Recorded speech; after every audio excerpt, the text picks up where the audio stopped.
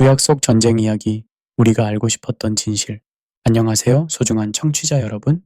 혹시 성경을 읽다가 갑자기 멈춰서게 되는 순간이 있으신가요? 저에게는 그런 순간들이 많았습니다. 특히 구약 성경을 읽을 때면 말이죠.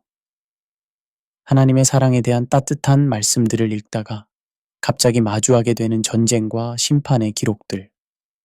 그때마다 저는 책을 덮고 한참을 생각에 잠겼습니다. 정말 하나님께서 남녀노소를 가리지 않고 모든 사람을 죽이라고 명령하셨을까? 이 질문은 제 마음속에서 오랫동안 맴돌았습니다. 신학교에서 공부할 때도, 사역을 하면서도, 그리고 믿지 않는 친구들과 대화할 때도 계속해서 돌아오는 질문이었습니다.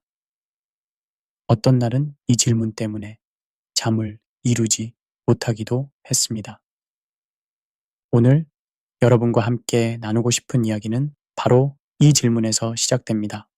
저는 이 문제를 해결하기 위해 오랜 시간 동안 공부하고 고민했습니다. 그리고 깨달은 것은 이 문제가 단순히 성경 해석의 문제만이 아니라는 사실이었습니다. 이것은 우리가 하나님에 대해, 정의에 대해, 그리고 이 세상의 선악에 대해 갖고 있는 근본적인 질문들과 직결되어 있었습니다. 리처드 도킨스라는 유명한 무신론자가 있습니다. 그는 만들어진 신이라는 책에서 구약의 하나님을 질투심 많고 잔인한 폭군이라고 표현했습니다. 처음 이 말을 들었을 때 저는 마음이 무척 아팠습니다. 제가 사랑하고 신뢰하는 하나님이 그런 분이 아니라는 것을 알고 있었기 때문입니다. 하지만 동시에 저는 그의 지적이 완전히 터무니없다고 단정할 수도 없었습니다. 실제로 성경에는 그런 기록들이 있으니까요. 그래서 저는 결심했습니다. 이 문제를 정면으로 마주하고 끝까지 파고들어 보자고 말입니다. 오늘 제가 여러분과 나누려는 이야기는 그 여행의 결과입니다. 완벽한 답을 드릴 수는 없을 것입니다. 하지만 적어도 이런 어려운 질문들을 피하지 않고 함께 고민해 볼 수는 있을 것 같습니다. 그럼 이제 함께 떠나볼까요? 때로는 불편하지만 반드시 필요한 여행을 말입니다. 제 1장. 우리가 마주한 불편한 진실. 카페에서 친구와 대화를 나누고 있다고 상상해 보십시오. 친구가 갑자기 이런 질문을 던집니다. 성경에 보면 하나님이 어린아이들까지 다 죽이라고 명령하시는 부분이 있잖아? 그게 정말 사랑의 하나님이 하실 일일까? 여러분이라면 어떻게 대답하시겠습니까? 아마 대부분의 분들이 순간적으로 당황하실 것 같습니다. 저도 그랬으니까요. 이런 상황은 단순히 가상의 이야기가 아닙니다. 실제로 많은 그리스도인들이 경험하는 일입니다. 우리는 하나님을 사랑하고 신뢰하지만 동시에 성경의 어떤 부분들은 우리의 도덕적 감각과 충돌하는 것처럼 느껴집니다. 신명기 20장을 펼쳐보면 이런 말씀이 나옵니다. 호흡하는 자를 하나도 살리지 말고. 여호수아 6장에서는 남녀노소와 소와 양과 나귀를 칼날로 멸하였다는 기록이 나옵니다. 21세기를 살아가는 우리에게 이런 기록들은 충격적으로 다가옵니다.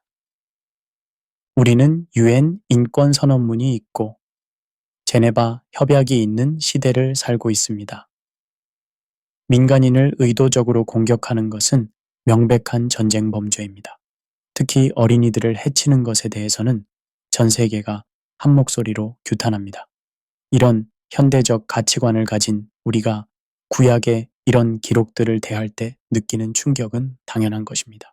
하지만 여기서 저는 한 가지 흥미로운 사실을 발견했습니다.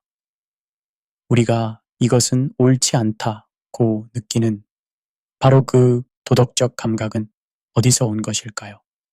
철학자 윌리엄 레인 크레이그는 이 점에 대해 깊이 있는 통찰을 제시합니다. 그는 우리가 하나님의 행동을 판단할 때 사용하는 도덕적 기준 자체가 사실은 하나님으로부터 온 것이라고 말합니다. 즉, 우리가 살인은 나쁘다, 무고한 사람을 해치는 것은 잘못이다 라고 느끼는 그 도덕적 직감 자체가 하나님께서 우리에게 주신 선물이라는 것입니다. 그렇다면 여기서 한 가지 역설적인 상황이 발생합니다. 하나님께서 우리에게 주신 도덕적 감각이 하나님 자신의 행동과 충돌하는 것처럼 보이는 이유는 무엇일까요? 이 질문에 대답하기 위해서는 일상생활의 예시를 하나 생각해 보겠습니다. 5살 난 아이가 수술을 받아야 하는 상황을 상상해 보십시오. 아이의 입장에서는 의사가 자신을 아프게 하는 나쁜 사람으로 보일 수 있습니다. 하지만 부모와 의사는 그 고통이 아이의 생명을 구하기 위해 필요한 것임을 알고 있습니다. 물론 이런 비유가 완벽하지는 않습니다. 하지만 우리의 제한된 관점과 하나님의 전지전능한 관점 사이에는 분명한 차이가 있다는 점을 보여줍니다. 심리학자 조나단 하이트는 인간의 도덕적 판단이 단순히 논리적 사고만으로 이루어지지 않는다고 말합니다. 우리는 감정적 반응을 먼저 하고 그 다음에 그것을 정당화하는 이유를 찾는다는 것입니다. 이런 관점에서 볼 때 구약의 전쟁 기사에 대한 우리의 즉각적인 거부감도 더 신중하게 검토해 볼 필요가 있습니다. 하지만 그렇다고 해서 우리가 이런 질문들을 그냥 묻어버려야 한다는 뜻은 아닙니다. 오히려 우리는 더 깊이 파고들어서 이런 기록들이 정말 무엇을 의미하는지, 하나님의 성품에 대해 무엇을 말해주는지 알아볼 필요가 있습니다. 그런데 재미있는 것은 이런 질문들과 씨름하는 것이 우리만이 아니라는 사실입니다. 교회 역사를 보면 위대한 신학자들도 이런 문제들로 고민했습니다. 심지어 성경의 저자들 자신도 때로는 하나님의 행동에 대해 질문을 던졌습니다. 욥기의 욥을 보십시오. 그는 하나님께 수많은 질문을 던졌습니다. 왜 의인이 고통받습니까? 하나님의 공의는 어디에 있습니까? 하지만 하나님께서는 욥의 질문을 꾸짖지 않으셨습니다.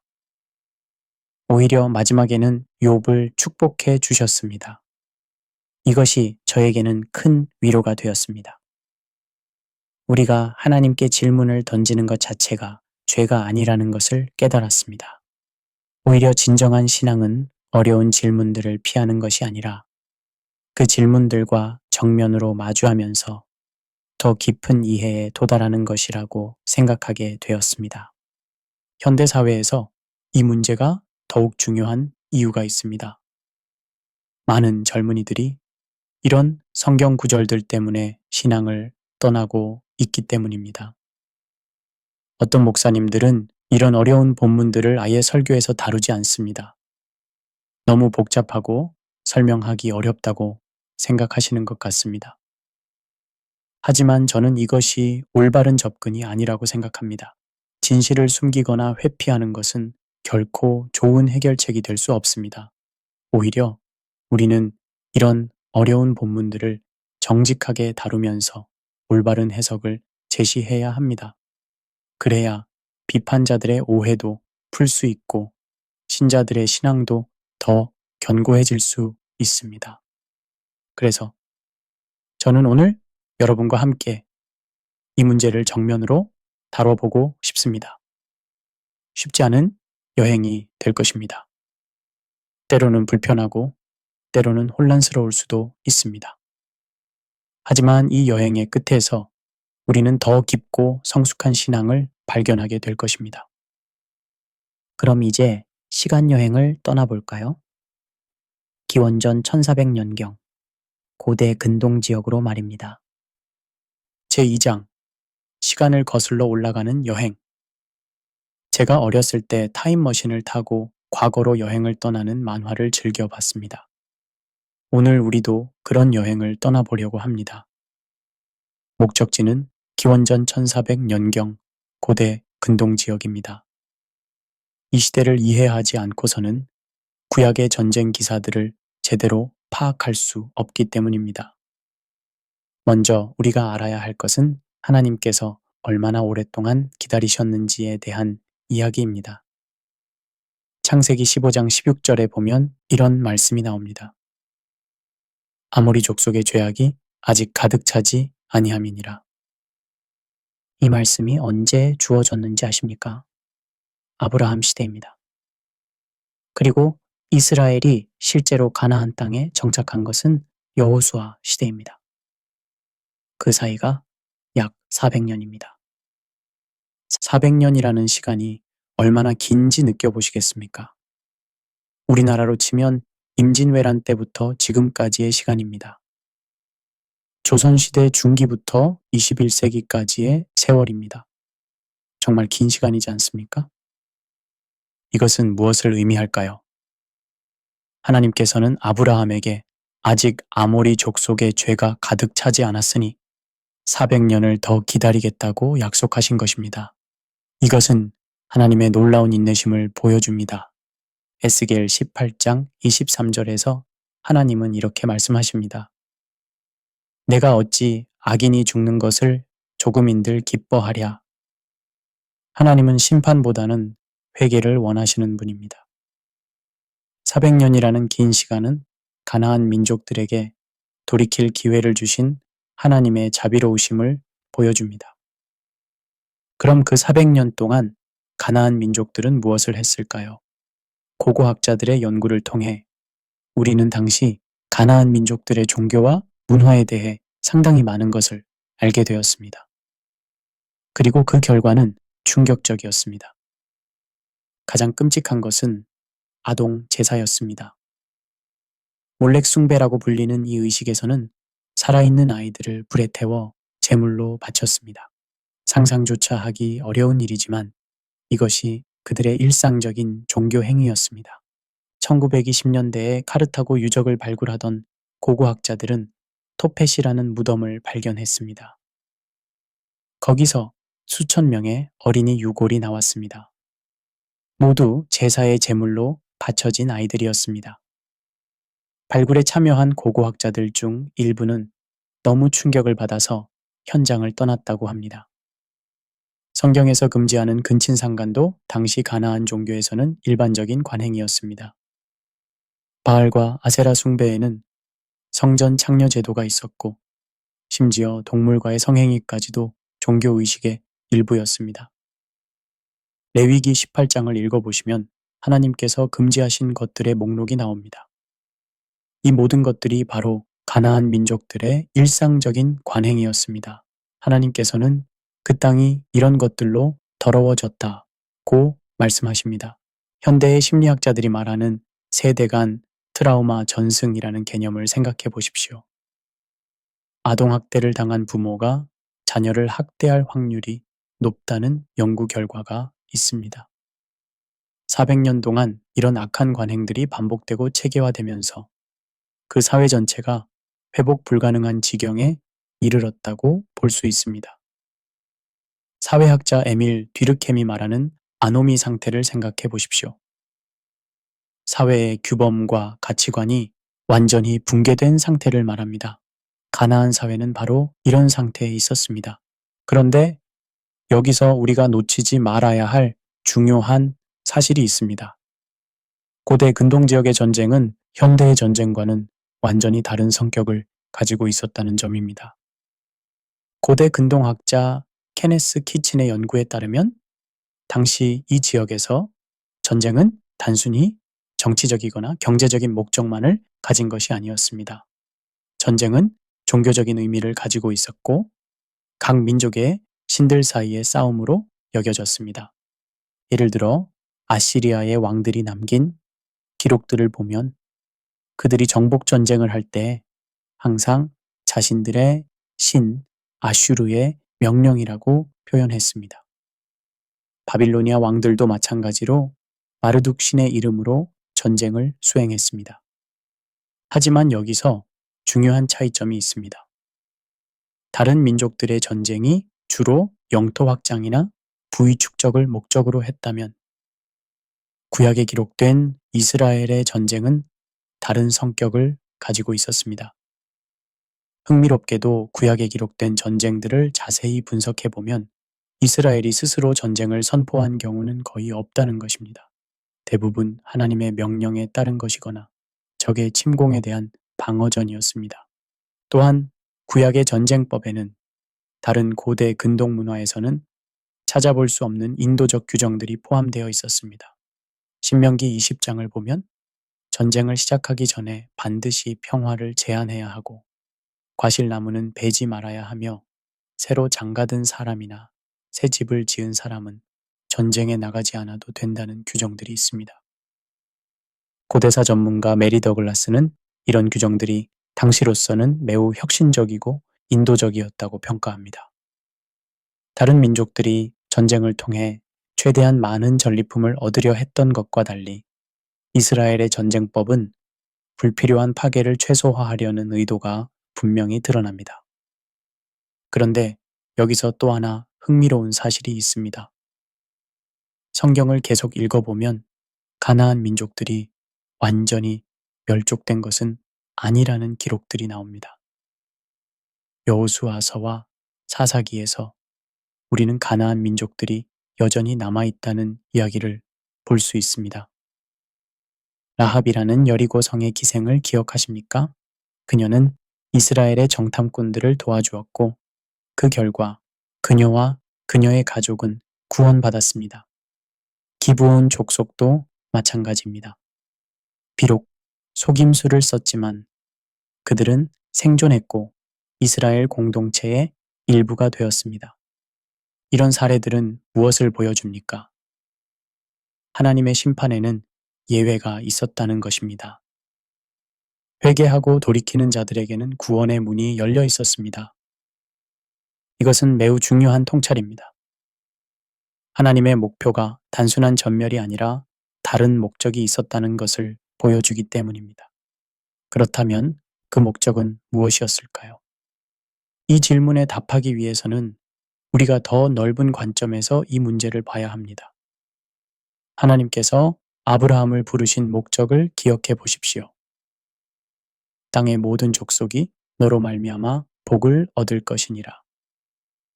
이는 한 개인이나 한 민족을 위한 계획이 아니라 전 인류를 위한 구원 계획이었습니다. 이런 구원 계획이 성취되기 위해서는 메시아가 오실 혈통이 보존되어야 했습니다. 또한 하나님의 말씀이 기록되고 전수될 공동체가 필요했습니다. 만약 이스라엘이 주변 민족들과 완전히 동화되어 버렸다면 이런 구속사적 목적들이 좌절되었을 것입니다. 실제로 이후 이스라엘 역사를 보면 이런 우려가 현실이 되었습니다. 이스라엘이 주변 민족들과 동화되면서 우상숭배에 빠져들었고 결국 바빌론 포로로 이어졌습니다. 이제 우리는 조금 다른 관점에서 이 문제를 볼 수 있게 되었습니다. 구약의 전쟁과 심판은 단순한 복수나 민족적 우월주의에서 나온 것이 아니었습니다. 오히려 이는 전 인류의 구원을 위한 하나님의 크신 계획의 일부였습니다. 물론 이것으로 모든 질문이 해결되는 것은 아닙니다. 여전히 어려운 부분들이 남아 있습니다. 하지만 적어도 우리는 이 문제를 더 넓은 맥락에서 이해할 수 있게 되었습니다.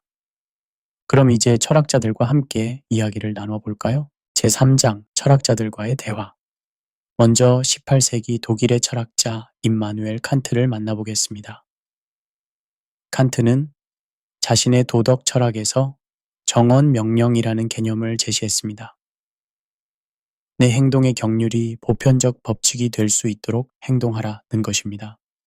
칸트의 관점에서 보면 살인은 어떤 상황에서도 정당화될 수 없습니다. 왜냐하면 살인해도 된다는 경륜이 보편적 법칙이 될 수는 없기 때문입니다. 그렇다면 칸트는 구약의 전쟁을 어떻게 볼까요? 칸트라면 아마 이렇게 대답할 것 같습니다. 도덕 법칙은 절대적입니다. 어떤 예외도 있을 수 없습니다. 설령 하나님의 명령이라 할지라도 도덕 법칙을 위반할 수는 없습니다. 하지만 칸트와 동시대를 살았던 철학자 요한 고틀립 피히테는 다른 관점을 제시합니다. 그는 때로는 더 큰 선을 위해 작은 악을 감수해야 할 상황이 있다고 주장했습니다. 예를 들어 무고한 많은 사람들을 구하기 위해 소수의 악인을 제거하는 것이 정당할 수 있습니다. 현대로 넘어와서 마이클 샌델 교수는 하버드 대학에서 정의란 무엇인가라는 강의로 유명한 철학자입니다. 그는 이런 도덕적 딜레마를 전차 문제로 설명합니다. 브레이크가 고장난 전차가 선로 위에 5명을 향해 달려가고 있습니다. 당신이 손잡이를 당기면 전차가 다른 선로로 바뀌어서 5명은 살릴 수 있지만 그 선로에 있는 1명이 죽게 됩니다. 당신은 손잡이를 당기겠습니까? 대부분의 사람들은 그렇다고 답합니다. 5명을 구하기 위해 1명을 희생시키는 것이 도덕적으로 옳다고 여기는 것입니다. 하지만 상황을 조금 바꿔보겠습니다. 이번에는 다리 위에 당신과 뚱뚱한 남자가 서 있습니다. 그 남자를 밀어서 전차 앞에 떨어뜨리면 전차가 멈춰서 5명을 구할 수 있습니다. 이때도 당신은 그 남자를 밀겠습니까? 대부분의 사람들은 이번에는 아니요 라고 답합니다. 결과는 똑같은데 왜 판단이 달라질까요? 샌델은 이것이 우리의 도덕적 직관이 단순히 결과만을 고려하는 것이 아니라 행동의 방식과 의도도 함께 고려한다는 것을 보여준다고 말합니다. 이런 철학적 관점에서 구약의 전쟁 기사들을 다시 생각해 보면 어떨까요? 하나님께서 가나안 족속들을 진멸하라고 명령하신 것은 단순한 보복이나 민족적 우월주의가 아니라 더 큰 선을 위한 불가피한 선택이었을 가능성이 있습니다. 19세기 영국의 철학자 존 스튜어트 밀도 이 대화에 참여해 보겠습니다. 미래의 공리주의 철학에서는 최대 다수의 최대 행복을 추구해야 한다고 말합니다. 만약 가나안 족속들의 종교 관습이 계속 확산되어서 더 많은 무고한 생명들이 희생될 상황이었다면 그들을 제거하는 것이 전체적으로는 더 많은 고통을 줄이는 결과를 가져올 수 있었을 것입니다. 하지만 여기서 우리가 조심해야 할 것이 있습니다. 이런 논리는 잘못 적용되면 매우 위험한 결과를 낳을 수 있습니다. 역사상 수많은 독재자들이 더 큰 선을 명분으로 무고한 사람들을 학살했기 때문입니다. 그렇다면 구약의 경우는 무엇이 다를까요? 여기서 중요한 것은 명령을 내리신 분이 누구인가 하는 점입니다. 인간의 판단과 하나님의 판단은 본질적으로 다릅니다. 19세기 덴마크의 철학자 소렌 키르케고르와도 이야기를 나눠보겠습니다. 키르케고르는 아브라함과 이삭 이야기를 통해 이런 문제를 다뤘습니다. 키르케고르 선생님, 하나님께서 아브라함에게 이삭을 제물로 바치라고 명령하셨을 때를 어떻게 이해해야 할까요? 이는 일반적인 도덕 법칙을 뛰어넘는 것이었습니다. 저는 이를 신앙의 도약이라고 불렀습니다. 때로는 우리의 제한된 이성을 뛰어넘어서 하나님을 신뢰해야 하는 순간이 있습니다. 물론 이런 주장은 많은 비판을 받습니다. 현대 철학자 안토니 플루는 하나님의 명령이라고 해서 모든 것이 정당화될 수 있는가? 라고 반문합니다. 이는 정당한 질문입니다. 하지만 여기서 우리가 고려해야 할 것은 하나님의 성품입니다. 성경은 하나님을 사랑이시며 동시에 공의로우신 분으로 계시합니다. 만약 하나님께서 정말로 사랑과 공의를 완벽하게 겸비하신 분이라면 그분의 명령은 비록 우리가 완전히 이해할 수 없을지라도 궁극적으로는 선한 목적을 가지고 있을 것입니다. 13세기의 위대한 신학자 토마스 아퀴나스의 견해도 들어보겠습니다. 하나님은 우리처럼 도덕적 법칙에 종속되어 있는 존재가 아니라 오히려 모든 도덕적 법칙의 근원이신 분입니다. 따라서 하나님의 행동을 인간의 도덕적 기준으로 판단하는 것은 범주의 오류입니다. 현대 기독교 철학자 엘빈 플란팅가는 이런 관점을 더 발전시켜서 개혁주의 인식론을 제시했습니다. 하나님에 대한 믿음은 다른 모든 지식의 토대가 되는 기초적 믿음입니다. 따라서 하나님의 행동을 의심하는 것보다는 하나님을 신뢰하면서 우리의 이해를 넓혀가는 것이 더 합리적입니다.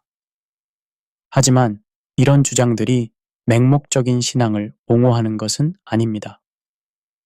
오히려 우리는 더욱 진지하게 하나님의 성품과 그분의 계획을 이해하려고 노력해야 합니다. 철학자 리차드 스윈버는 신정론이라는 관점에서 이 문제를 접근합니다. 하나님께서 악을 허용하시는 이유는 더 큰 선을 이루기 위함입니다. 구약의 전쟁도 이런 관점에서 이해할 수 있습니다. 당시의 고통스러운 심판이 궁극적으로는 인류 전체의 구원을 위한 하나님의 계획의 일부였다는 것입니다. 이런 다양한 철학적 관점들을 통해 우리는 무엇을 배울 수 있을까요? 첫째, 도덕적 판단은 생각보다 복잡하다는 것입니다. 절대적인 원칙도 중요하지만 상황과 맥락도 고려해야 합니다. 둘째, 우리의 제한된 관점으로는 모든 상황을 완전히 판단할 수 없다는 겸손함을 가져야 합니다. 셋째, 하나님의 성품에 대한 올바른 이해가 중요합니다. 하나님은 사랑이시지만 동시에 공의로우신 분이며 이 두 속성은 서로 대립하는 것이 아니라 완벽한 조화를 이루고 있습니다. 넷째, 구약의 어려운 사건들도 더 큰 구속사적 맥락에서 이해해야 합니다. 철학자들과의 대화를 마치면서 저는 한 가지 확신을 갖게 되었습니다. 구약의 전쟁 기사들은 확실히 우리에게 어려운 철학적 질문들을 제기하지만 이런 질문들이 신앙을 포기해야 할 이유가 되는 것은 아니라는 것입니다. 오히려 이런 질문들을 통해 우리는 하나님의 성품과 정의에 대해 더 깊이 생각해 볼 기회를 얻게 됩니다. 제4장 하나님의 성품을 다시 보다. 친구 여러분, 혹시 사랑하는 사람의 성격을 완전히 이해하고 계신가요? 저는 아내와 결혼한 지 20년 가까이 되지만 아직도 그녀에게서 새로운 면을 발견할 때가 있습니다. 인간도 그런데 하나님은 어떨까요? 무한하신 하나님의 성품을 우리가 완전히 이해한다는 것은 불가능할 것입니다. 하지만 그렇다고 해서 포기할 필요는 없습니다. 성경을 통해 하나님께서 자신을 계시해 주셨기 때문입니다. 오늘은 구약의 전쟁과 심판 기사들을 통해 드러나는 하나님의 성품에 대해 함께 생각해 보겠습니다. 많은 사람들이 하나님은 사랑이시다 라는 말씀만 기억하고 하나님의 다른 속성들은 잊어버리는 경우가 있습니다. 마치 동전의 한 면만 보는 것과 같습니다. 시편 89편 14절을 보면 이런 말씀이 나옵니다. 공의와 정의가 주의 보좌의 기초라. 인자함과 진실함이 주 앞에 있나이다. 여기서 주목할 점은 하나님의 보좌의 기초가 공의와 정의라는 것입니다. 인자함과 진실함은 그 위에 세워져 있지만 기초는 공의입니다. 이것은 매우 중요한 통찰입니다. 건축을 생각해 보십시오. 아무리 아름다운 집을 지어도 기초가 튼튼하지 않으면 무너집니다. 하나님의 사랑도 마찬가지입니다. 공의라는 튼튼한 기초 위에 세워진 사랑이기에 진정한 사랑일 수 있습니다.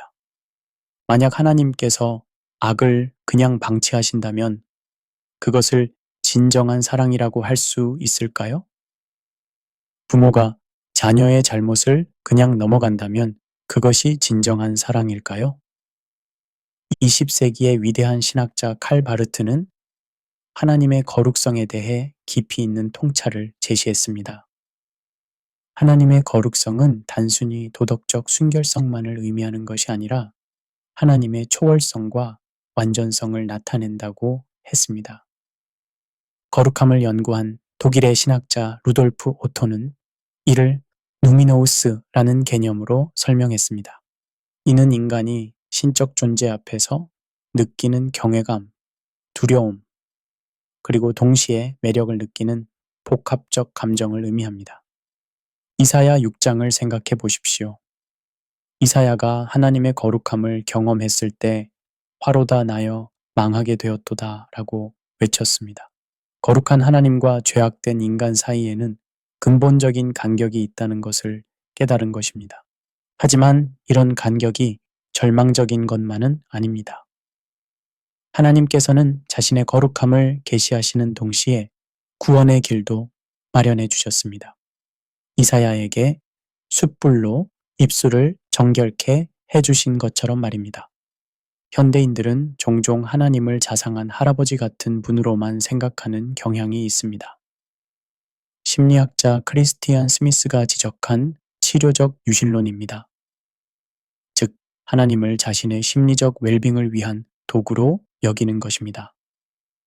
이런 관점에서는 하나님이 항상 친절하고 관대하셔야 하고 절대로 화를 내시거나 심판하시면 안 됩니다. 마치 무조건 용서하고 받아주시는 할아버지처럼 말입니다. 하지만 성경의 하나님은 그런 분이 아닙니다.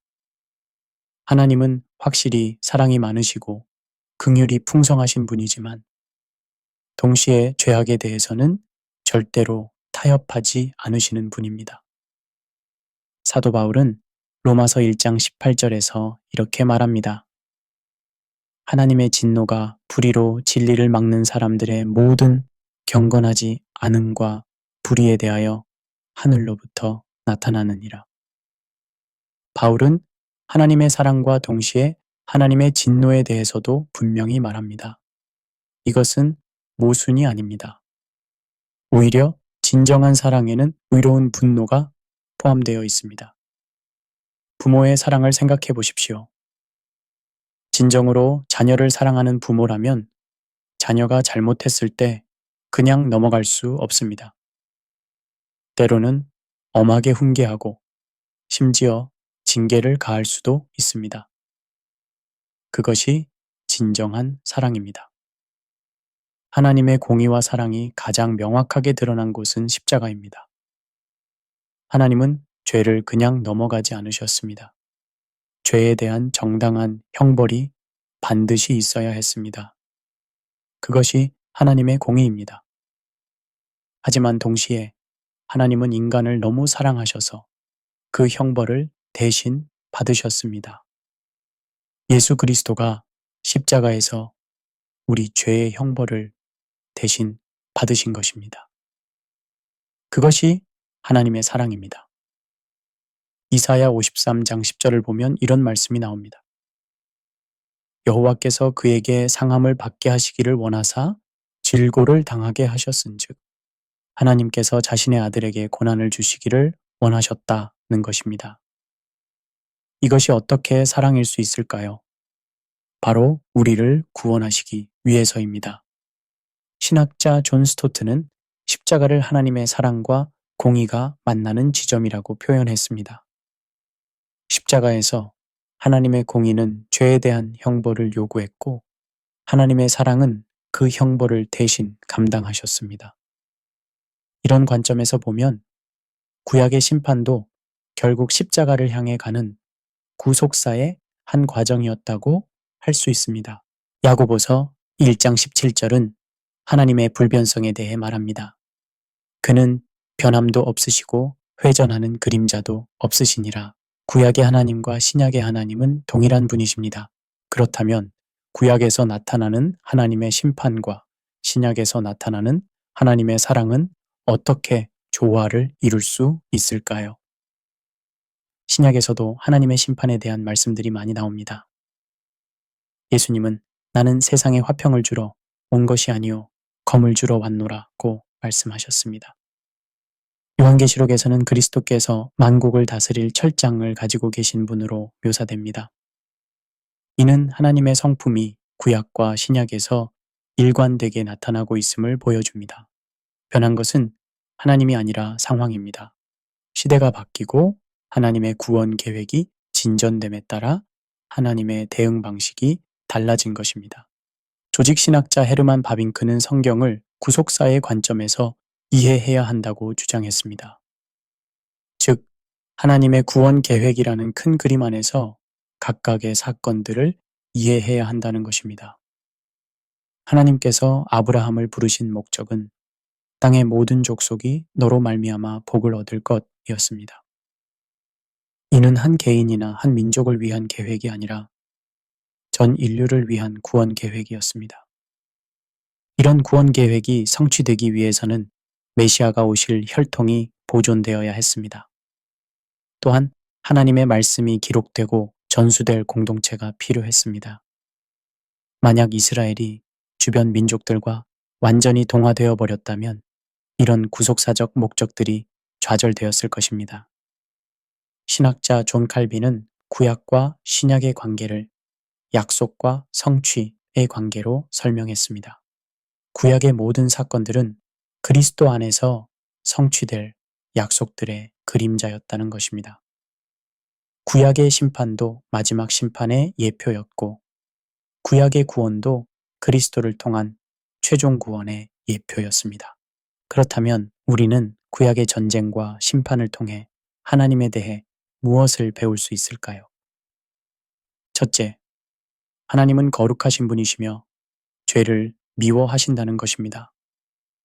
이것은 두려운 진리이지만 동시에 위로가 되는 진리이기도 합니다. 왜냐하면 악이 결국 심판받을 것이라는 확신을 줄 수 있기 때문입니다. 둘째, 하나님의 심판은 공의롭고 필연적이라는 것입니다.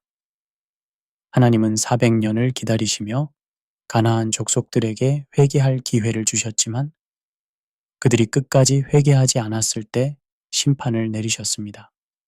셋째, 하나님의 심판도 궁극적으로는 구원을 위한 것이라는 점입니다. 구약의 심판은 전 인류의 구원이라는 더 큰 목적을 위한 것이었습니다. 넷째, 하나님의 성품은 변하지 않지만 하나님의 계획은 점진적으로 계시된다는 것입니다. 구약에서 신약으로 갈수록 하나님의 뜻이 더 분명하게 드러납니다. 여러분, 하나님의 성품을 이해한다는 것은 쉬운 일이 아닙니다. 때로는 우리의 기대와 다를 수 있고, 때로는 우리의 이해를 넘어설 수 있습니다. 하지만 그렇기 때문에 하나님이신 것 아닐까요? 만약 하나님을 우리가 완전히 이해할 수 있다면 그분은 우리보다 크지 않은 존재일 것입니다. 하나님의 신비로움과 초월성을 인정하는 것, 그것이 진정한 신앙의 시작입니다. 구약의 어려운 구절들도 마찬가지입니다. 모든 것을 다 이해할 수는 없지만 적어도 하나님의 사랑과 공의가 완벽하게 조화를 이루고 있다는 것을 믿을 수 있습니다. 그리고 그 모든 것이 궁극적으로는 우리의 구원을 위한 것이라는 것을 확신할 수 있습니다. 제7장, 오늘을 사는 우리의 이야기. 여러분, 지금까지 우리는 긴 여행을 해왔습니다. 고대 근동의 전쟁터를 다녀왔고 철학자들과 대화를 나누었습니다.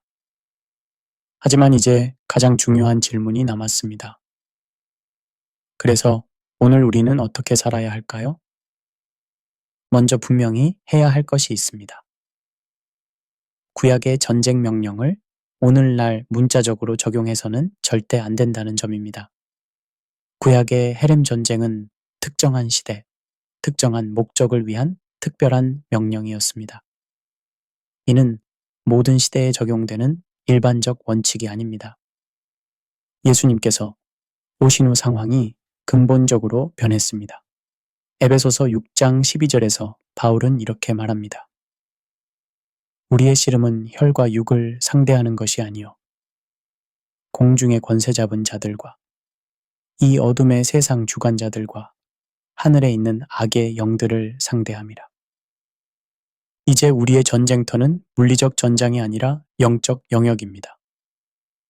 우리의 적은 특정한 민족이나 국가가 아니라 죄와 악한 영들입니다. 예수님은 원수를 사랑하며 너희를 박해하는 자를 위하여 기도하라고 말씀하셨습니다. 바울도 악에게 지지 말고 선으로 악을 이기라고 가르쳤습니다. 이것이 신약의 정신입니다. 하지만 그렇다고 해서 구약의 전쟁 기사들이 오늘날 우리에게 아무런 교훈을 주지 않는 것은 아닙니다.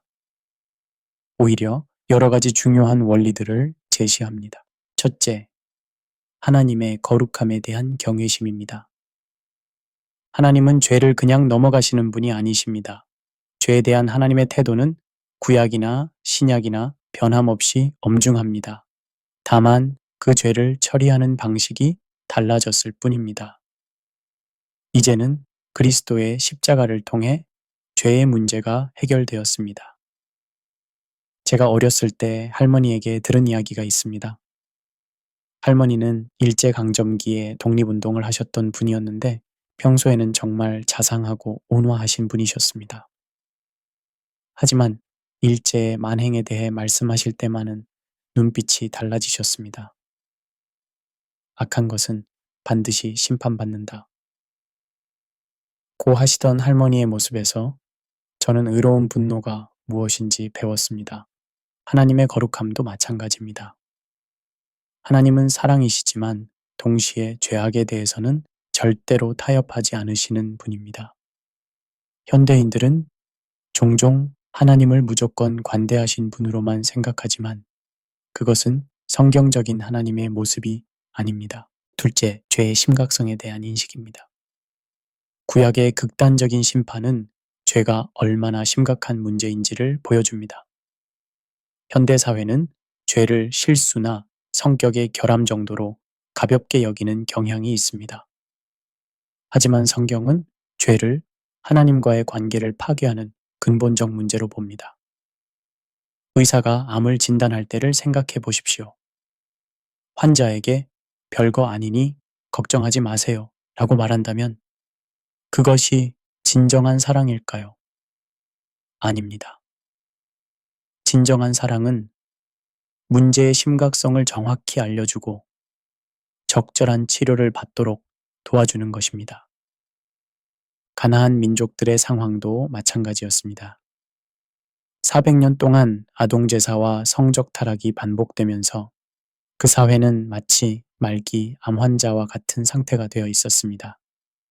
부분적인 치료로는 해결될 수 없는 지경에 이른 것입니다. 셋째, 영적 전쟁에 대한 각성입니다. 비록 우리의 전쟁터가 물리적 전장은 아니지만 영적 차원에서 치열한 전투가 벌어지고 있습니다.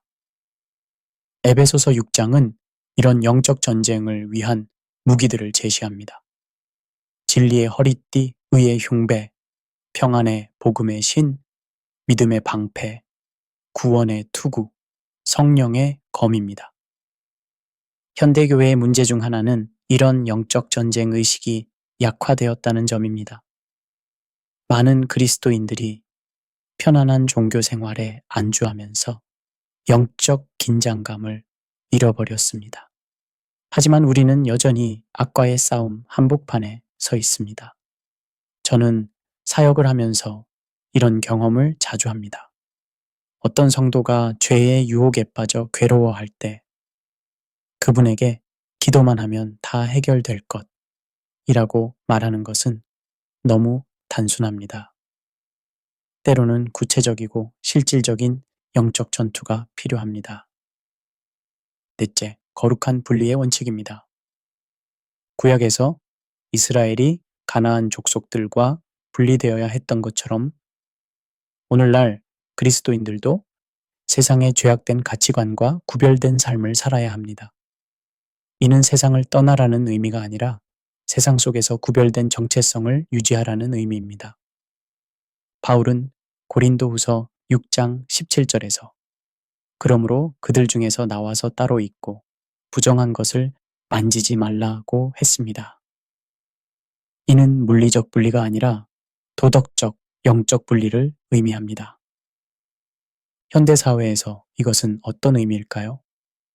예를 들어 직장에서 부정부패에 가담하지 않는 것, 거짓말로 이익을 취하지 않는 것, 음란한 문화에 동조하지 않는 것 등이 있을 것입니다. 하지만 여기서 중요한 것은 우리의 목적입니다.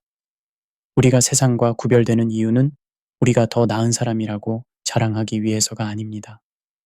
오히려 세상에 하나님의 사랑을 더 효과적으로 전하기 위해서입니다.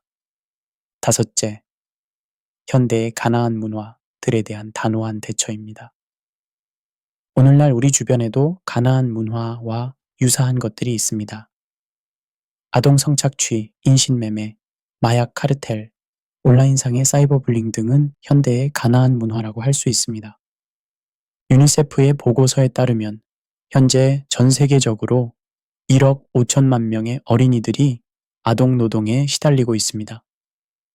또한 매년 수백만 명의 여성과 어린이들이 인신매매의 희생양이 되고 있습니다. 이것도 일종의 현대적 아동제사라고 볼 수 있지 않을까요?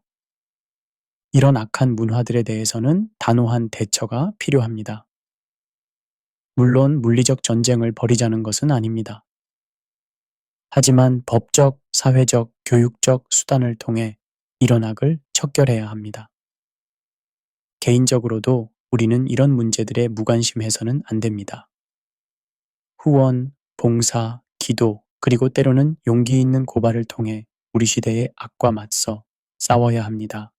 여섯째, 개인적 신앙에서의 헤렘입니다. 우리 개인의 신앙생활에서도 헤렘의 원리를 적용할 수 있습니다. 죄악된 습관이나 유혹들을 과감하게 진멸해야 할 때가 있습니다. 예수님은 마태복음 5장에서 만일 내 오른 눈이 너로 실족하게 하거든 빼어내버리라고 하셨습니다. 이것은 문자 그대로 눈을 빼라는 말이 아니라 죄의 유혹에 대해 단호하게 대처하라는 의미입니다. 제가 상담했던 한 젊은 성도의 이야기를 들려드리겠습니다. 그분은 음란물 중독으로 고생하고 있었습니다. 처음에는 조금씩 줄여보자고 시도했지만 실패했습니다. 결국 컴퓨터를 거실로 옮기고 스마트폰에 차단 앱을 설치하고 신뢰할 만한 친구에게 정기적으로 점검받는 시스템을 만들었습니다. 이것이 영적 헤렘이었습니다. 로마서 6장에서 바울은 죄에 대하여는 죽은 자가 되고 의에 대하여는 산 자가 되라고 했습니다. 이것도 영적 헤렘이라고 할 수 있습니다. 일곱째, 지혜로운 분별력입니다. 하지만 여기서 주의해야 할 점이 있습니다. 구약의 헤렘을 잘못 적용하여 타인을 판단하거나 정죄해서는 안 됩니다. 헤렘은 하나님의 특별한 계시에 의한 것이었습니다. 일반 신자가 자의적으로 판단하여 적용할 수 있는 것이 아닙니다. 만약 누군가가 하나님의 계시를 받았다며 물리적 폭력을 행사한다면 그것은 명백한 이단이자 사이비입니다.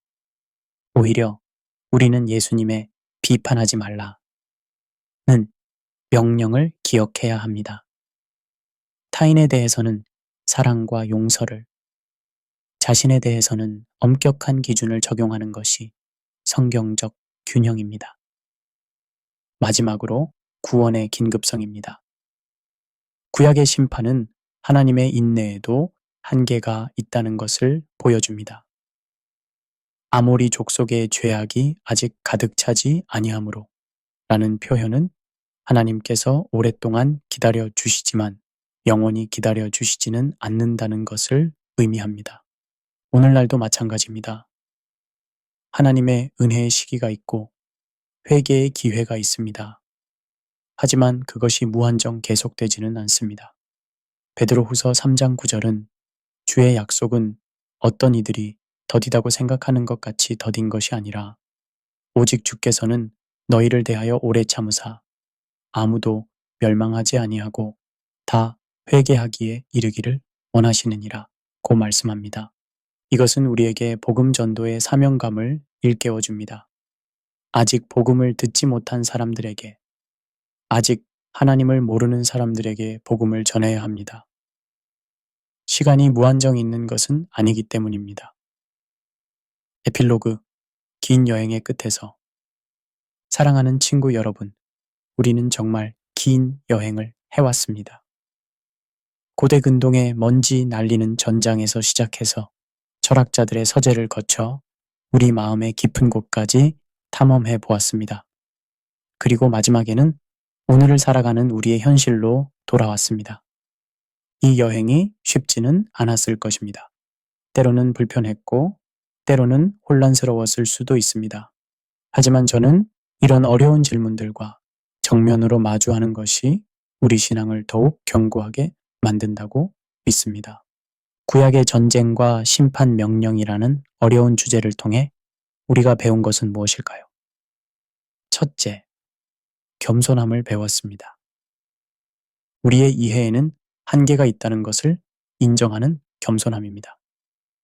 바울 사도도 우리가 지금은 거울로 보는 것 같이 희미하나 그때에는 얼굴과 얼굴을 대하여 볼 것이라고 했습니다. 모든 것을 다 알 수 없어도 괜찮습니다.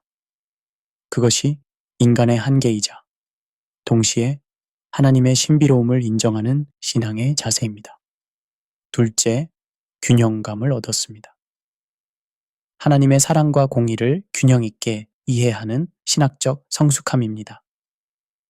하나님은 사랑이시지만 동시에 거룩하시고 긍휼이 풍성하시지만 동시에 공의로우신 분입니다.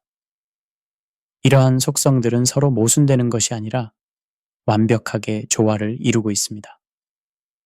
셋째, 실천적 지혜를 얻었습니다. 어려운 신학적 개념을 현실에 지혜롭게 적용하는 능력입니다. 구약의 헤렘 원리를 오늘날 영적 전쟁, 거룩한 분리, 죄와의 단절 등으로 적용할 수 있는 지혜를 얻었습니다.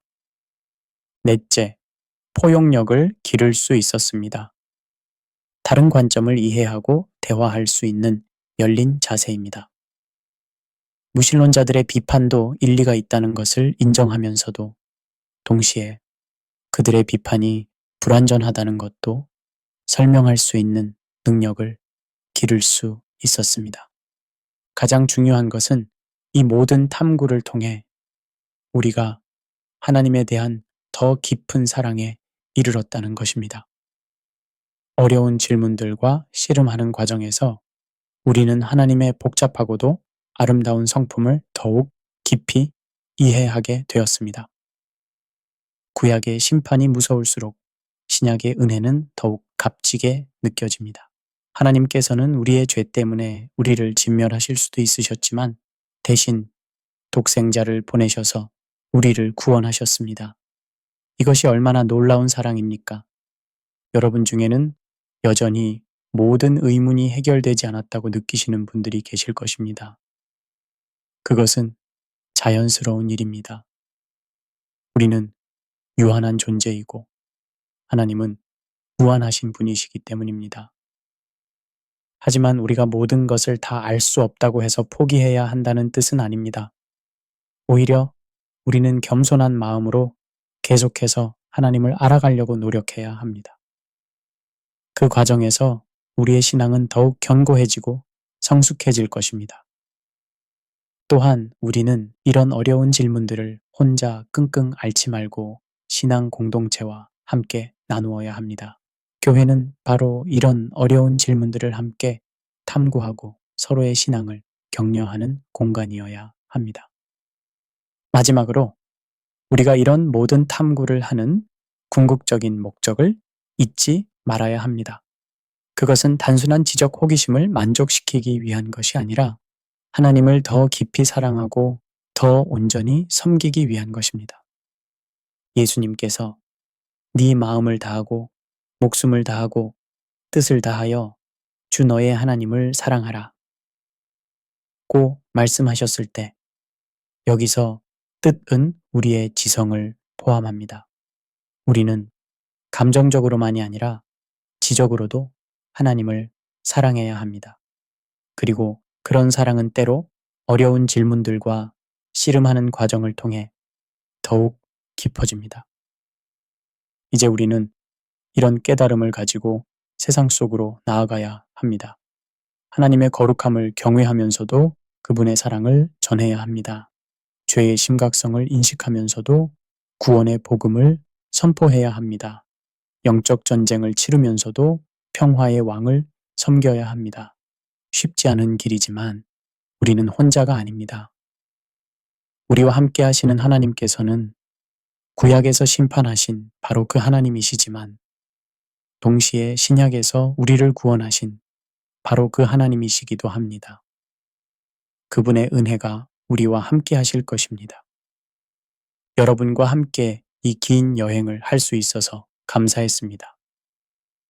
비록 모든 질문에 대한 완벽한 답을 얻지는 못했을지라도 함께 탐구하는 과정에서 우리 모두 조금씩 성장했으리라 믿습니다. 앞으로도 이런 어려운 질문들을 피하지 말고 용기 있게 마주하시기 바랍니다. 그 과정에서 여러분의 신앙은 더욱 견고해지고 성숙해질 것입니다. 한 가지 확실한 것은 하나님께서 우리를 사랑하신다는 사실입니다. 구약의 어려운 본문들 속에서도, 신약의 십자가 사건에서도, 그리고 오늘 우리의 삶 속에서도 하나님의 사랑은 변함없이 흘러가고 있습니다. 여호와는 긍휼이 많으시고 은혜로우시며 노하기를 더디하시고 인자하심이 풍부하신 분입니다. 이 확신을 가지고 오늘도 한 걸음씩 신앙의 길을 걸어가시기를 축복합니다. 하나님의 평안과 은혜가 여러분과 함께 하시기를 기도합니다. 감사합니다.